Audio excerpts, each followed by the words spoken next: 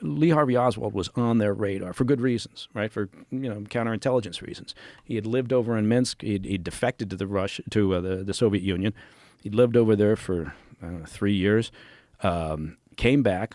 And so that in alone puts him on the radar, right? Now suddenly he's a CI concern. So the CIA is definitely monitoring him.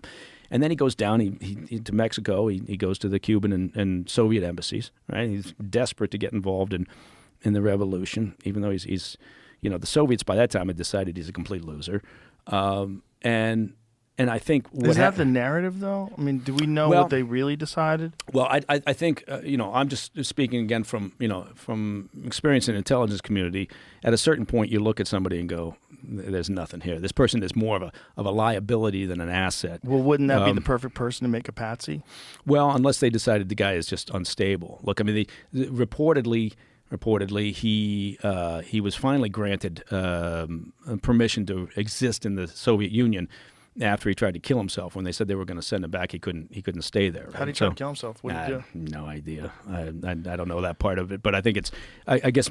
So my point is that I think he was on the radar, and I think what happened was, in the documents we may find that the CIA, at the time, was not proactive enough, and they didn't work well with the FBI. There was real friction between those two. And I think that, if they had brought in the FBI, informed them, said, look, we've got the Cuban embassy and the Soviet embassy down in Mexico under observation. We've had this guy on our radar for some time. He's now come back to Dallas and New Orleans. He's back in the States. We've got to keep an eye on him. Right? I think if they had done that, maybe history changes. But I don't think they did.